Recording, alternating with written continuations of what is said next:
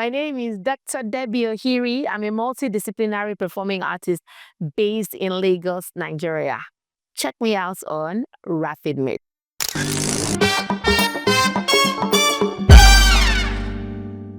So just to let everyone know, just to give context to the conversation we're about to have, last year I met Debbie at, not really meeting her, but I saw her perform at the Film Village, right? If I'm not mistaken. Yeah. It was an event, a groundbreaking event, and I saw her perform. I think I commended you there. Right. You might not remember. Aww. And then I've also seen Debbie a couple of places, but most recently was the Afif Global Award, where you performed on stage. Yes. And you literally swept me off my feet. Thank you. Right? It's because of what you do. Right. And the energy you put in and how you are so good at what you do. Talk to me about how you got into, first off, explain to my audience in lay terms what you do, the chanting thing that you do in Yoruba. Okay, in a very layman term, I am a chanter. It means that I do oriki, I do ewi. Oriki is an art form in the Yoruba culture where you have a praise singer. When we say ori is your head, key, to breathe. So, I'm praising you in a way that your head will swell and you spray me money. And I also do ewi. Ewi is poetry, like poetry. And being an ewi person is using your art form as a tool to talk about different issues that you won't even have the courage to speak about it. So because you are a chanter, you have, there's this leverage that, and the liberty that because you're an artist, so you're able to say certain things, just like where the fella and Bob Marley, you know how they're bold, they're using music as a tool, as a weapon, for the good of humanity. So that is also the position where an Oriki person or a royal bard stands in. Yes. How did you get into with someone that chants that would help people in such a way that, and you do it so excellently well that they would want to spray you money, maybe want to not necessarily spray money, but when you hear Debbie chanting, you want to really listen to her. And for somebody like me, I don't understand Yoruba, but I just want to hear her. It takes it to I just want to literally just sit down and listen to what she say. But how did you get into this field? Okay, well, for everybody that knows me or has followed my work, I always tell people that me being in the arts is not an accident. Being in the arts, being an artist is a calling for me. It's not just performance. And I would say that I owe it to God and my dad. My dad used to play guitar for Fela. He played with Fela for a very short period before he moved to King Sunny Ade's band. So my dad introduced tenor guitar to juju music. And tenor guitar at that time was not an element found in the juju music. So yes. So with that little history, I think that this journey started from that point. And my dad was really very supportive of me because I also attend a Yoruba speaking church. It also opened my ears to the beauty of Yoruba language. So I joined an all-female singing folk group here in Lagos, where I trained and worked at the same time for 5 years. So after 5 years, I knew it was time to, sort of move forward. And like they say, the rest is history. By the way, I also sang in the choir. I still sing in the choir. And the beauty of theater, you are able to train and work at the same time. I've been privileged to work with different directors from Bolanle Peter, Sifoma Fafoa, Shegun Adefila, the late Wale Oguntokun, Ben Tomoloju, like all the greats in theater. So all of these people have also sort of, added to what God has given me. So it has moved from talent now to skill. And now I'm making money. I love it. I love the fact that you said now you're making money. So you're literally taking me down the stages for you. Yes. But before now, I mean, I will talk about myself. So growing up, it's either you're a doctor or you're a lawyer or you're a nurse or, you just do something or you're a banker. Parents just want to have their kids in that very professional space, right? But we overlook the arts. We overlook the fact that there's a lot happening there. There is money there. Yes, there are opportunities. Opportunities there, the creativity, the fact that you're able to express yourself. And I love the fact that you talked about your dad, the fact that your dad supported you. Yes. But is this something you had always wanted to do? Yes. I mean, this is like my 19th year, as a professional in the arts. I don't know how to do any other thing. Okay. So yes, this is me. This is my life, I don't think I would, if I was told to choose anything, I don't think I would want to be any other type of way except from being this artist that I am. I also think that it's an honor, it's a privilege to be able to be in this form, because being an artist is not just for you to be a true artist, you have to get to a place of vulnerability where you're able to submit yourself to I mean, art it will envelope you, it will embrace you. I mean, art takes over. So you cannot but, submit to this cause. And I'm grateful. I don't think I want to be any other thing apart from being an artist. I don't know. Maybe in my next life, but now in this present, no, it's an absolute honor. Yes, and this is what I've always wanted to be. What was the tipping point for you? When I say tipping point, so you've worked with the greats. You talked about Bolanle St. Peter's, and just very recently we had the Lagos International Theatre Festival. Yes. Bolanle St. Peter's is one that has done so well in entertainment and art. Yeah. But what was the tipping point or that breakthrough point? So I've seen you. I don't think I've seen you at any small events, right? It's literally an event that you do. You have people coming in globally. You have the governors attending. Yeah. What was that breakthrough moment for you?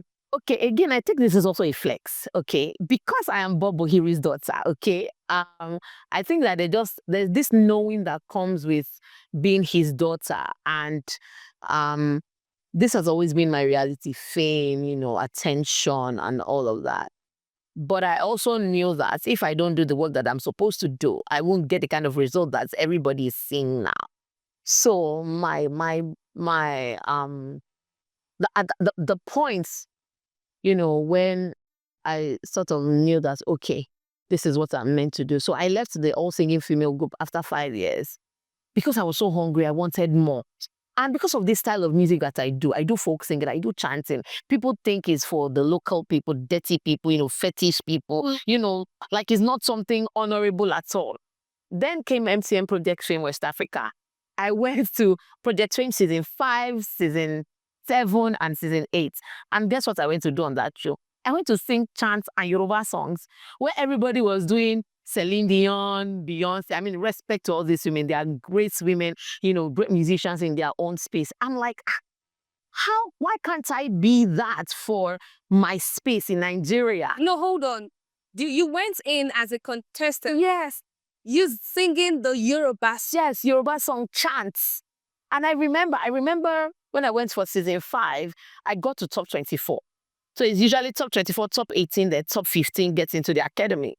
I got to top 24. I was like, okay, it means that I'm not mad. It means that, this thing that I'm doing, there's something there. I went. When I went in season 7, I remember Cobams. When I entered, I said, oh, I remember your voice. I know you. And I remember Auntie Shola Allison. She was like, I remember you. Because I auditioned in Lagos. But because I was like, Lagos, there's so much competition. Let me go. I went to Ibadan. So it was in Ibadan. I got to top 18. I said, hey, that's it.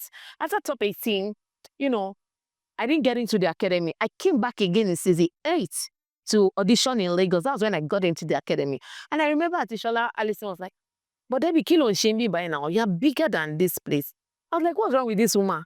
This platform that I need to validate what I'm doing, And of course, apart from being an artist, there's a personal journey that everybody's also working. At that point in time in my life, I was looking for just that light, just that thing that will say, okay, this thing that you're doing, you're actually doing it right, and you're on the path that God wants you to be on. Yeah, so I got into the Project Fame Academy, season 8. And I would say that from that time, it sort of blew up, in a bigger and better way. However, before Project Fame, when I was in the singing group, I used to go to schools to teach university students folk music for their end of the session project, Unilag especially. And from there, I mean, almost like all the big people there are my friends. They're people that I, went to school to. When they were in the uni, I was, training already as a folk musician. You see what I mean? So, I mean, friends that have become really close to me, like closer than family. You see what I mean? So I've been doing that before Project Swim. Then I remember that in 2012, I was in Unilag Admin Auditorium. I was teaching the creative arts students folk music. I think it was Many Colors Make the Thunder King play. And I was teaching them how to chant. Unknown to me that there was some guy that came to the university, just wanted to see, what was going on and see maybe see a talent or something to pick for his next tour. So he said he heard my voice from, anybody that knows Unilag knows where parapets, where people used to do the rehearsals, to Senate building. He could hear my voice from the Senate. And he traced it and said, oh my God, you are the person I've been looking for. Like, I have a project, I'm going to Germany and I want you to be part of it. And that was my first international break. His name is Michael Ejinkoye, Interosodido. We are still very, very good friends. And that was it. From there, I started getting on big projects, theater projects with great theater directors, harnessing and honing my skills up until this point. And as you all know, there's no end to learning. I'm still learning. I'm still being. I'm still, doing what I can, evolving as time and God permits me.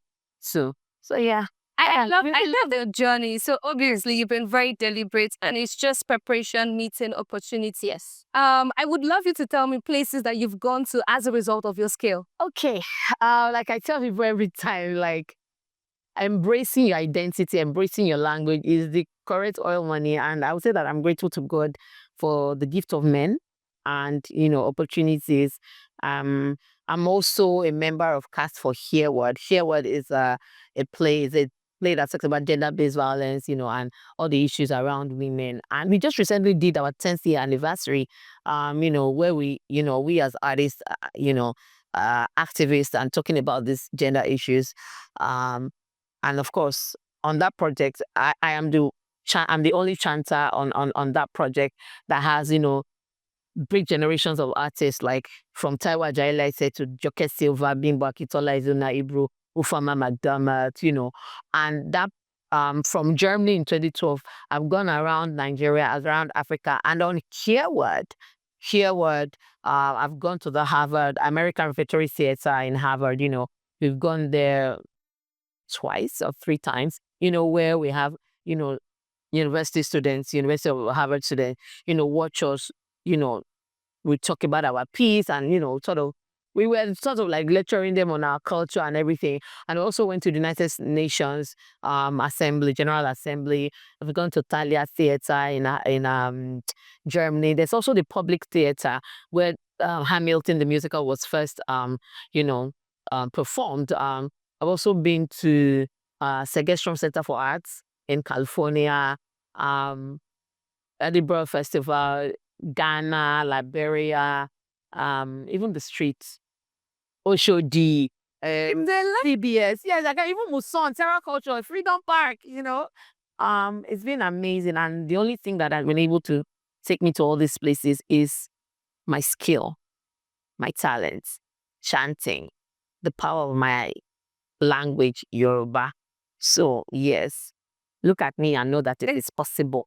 So, maybe because of the nature of what I do now, I am beginning to appreciate arts more. And I'm beginning to see that, this thing that we take for granted and just overlook, there's something there. There is. A lot, actually.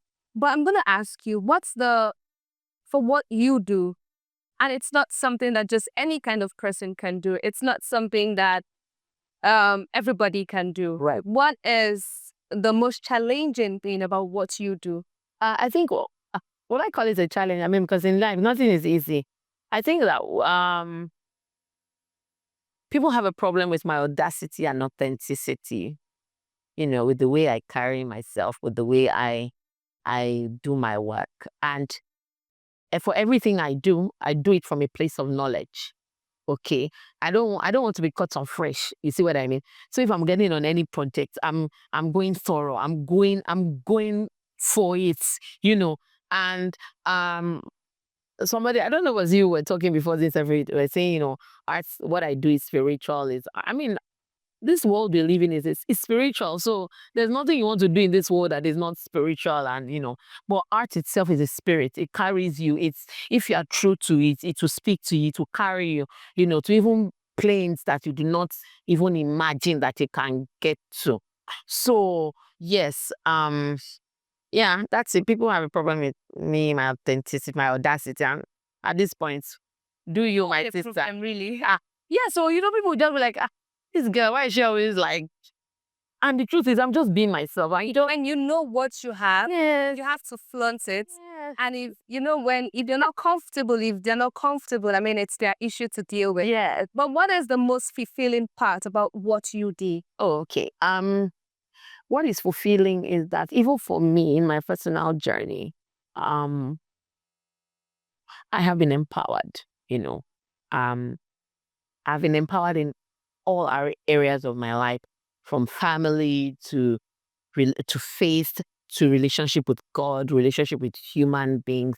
I've been really empowered. And it's also beautiful to see when, people walk up to me to say, oh my goodness, I heard your voice. It did something to my soul, whether I'm, at a party or in a stage play, or, on any medium that I'm sharing my expression as an artist. I think that is a blessing, because I don't think there's any other type of industry that allows you to be able to pour yourself into people and people receive you without any bias, without any, any wall, and I think it's a blessing. I go back to my own, I'm like, okay, I'm God, just take all the glory. I'm only but a vessel. And I really like that, even in my DMs, people be like, oh my God, you are my inspiration, you are my mentor, I'm like, I love it. Yes. I love it. So I love that we're having this conversation.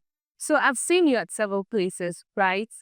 And I know you don't have the same chant. So there are different chants peculiar to what you're going for, or what you're doing. How do you come up with your chants? How do you come up with how do you prepare, to make whatever it is you're saying peculiar to that particular event? Okay, so that's where, talent moves from talent to skill. Skill is, getting training to your talent to, make that product, this product that I'm selling. Like I said, I've been in, this is my 19th year. So it means I have been training. I trained over the years, as a theater artist. And as a theater artist in Nigeria or anywhere in the world, you are able to go to all the aspects of the art, of performance arts, from singing to acting to dancing to costuming to makeup, to storytelling, to being an actor.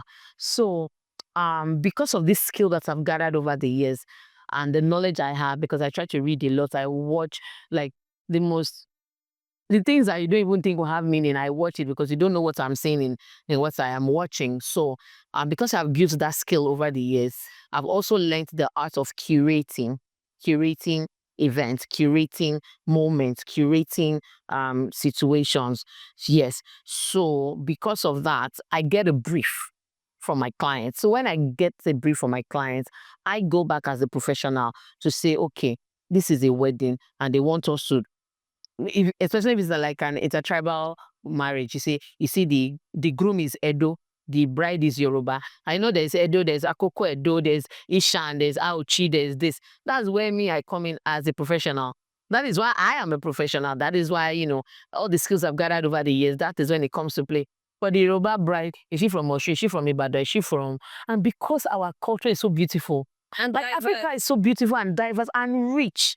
Do you understand? So when I get that kind of information, I'll now begin to go into research to say, okay, if this person is from Oyo, where in Oyo is this person from? What is peculiar to them? And thank God for internet, because when I started, I used to go around with my radio that they used to press, record, and rewind. Just the way I've come to Freedom Park, and I can just walk up to you. Hello, sis, how are you today? Please, where are you from? Do you understand your language? I'm trying to do so and so. Serious? Yes, I used to do that. So I'll just carry myself, please, ma'am, I'm just doing it for research purpose. And we begin to engage the conversation. We just thought sometimes most people don't even know how to sing. Some don't even know their Oriki, but those are these things that has helped me over the years. And of course, with internet now, there's a lot of information online. But sometimes I even have to travel, out of Lagos to go and do research about people, their religion, their spirituality, or whatever, depending on what my work requires at that time. Again, what I do is from a place of knowledge. There's nothing about a belief or spirituality or whatever. I'm just there. I'm doing my work. I'm trying to do what is right at this particular time. And I'm sure that I'm not part of the people that are, bastardizing our culture. I want to be part of the people that, that is upholding this culture in the right and most authentic form, and so that we don't lose it to the next generation. I love it. So just as a wrap of this conversation, in those moments where you feel like, first off, before I ask you that question, have you had any embarrassing moments, perhaps on stage, or perhaps you say something and you didn't say it properly? Has it ever happened to you? It has never happened, because in theater, there is no room for take two in theater. So it's either you know it or you don't know it. So if I get an event and if I can't do it, I'll tell you, oh, I cannot provide this service at this time. Is there room for research? Is there room to go back and be sure? Because me, I don't like to join the wagon of TikTokers and Instagram or whatever. I want to be able to do anything I want to be able to put out content that when you ask me, I'm able to give you answers intelligently. And you know that what I'm saying, anywhere you go to, is a fact. It's not an idea. It's not that is who I am. So if I get on a project and I feel like I am not equipped enough, because of course nobody is an island of knowledge, I'll tell you, oh, this is the level to which I know this thing. Is it okay for me? Do you have that time? Do you have the liberty? If not, take your gig. So yes. Debbie, in those moments where you feel like, this thing, I don't understand, it's not making sense, what keeps you going? I'm a very strong-willed person, okay? And in those moments, I've also come to realize that in life, things don't go in a straight line. The ups and downs. And when I'm having my high moments, there's a consciousness that, that this high can't go on forever.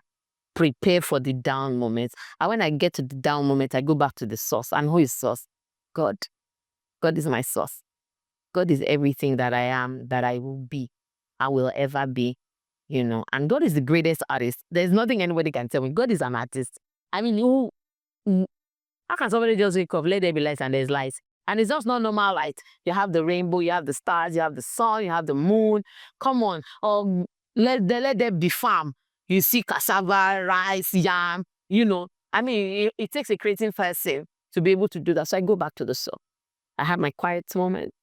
If I feel like going to the gathering of people, like go to church, I go attend services. But if I just feel like being in my closet, just talking to me and my creator, that's it. And trust me, when I get out of that place, you're filled. Yes, equipped, ready to. And by the way, Debbie is not from Yoruba. I just discovered that she's from Edo. Yes, my dad is from Edo State. My mom is a Ghanaian. But I was born in Lagos, so I'm from Yoruba. It's amazing. What's your native name, Debbie? My name is, okay, for my Edo side, Ufwa. Ufwa means purity, okay? Then my Ghanaian name is Erama. It's a child born on Saturday. That's my Oriki name, like Erama. Like we have Abosede in Yoruba. Yes, Erama, yes. Well done, Debbie. Thank you. So, and my Yoruba name is Oluwamayewa.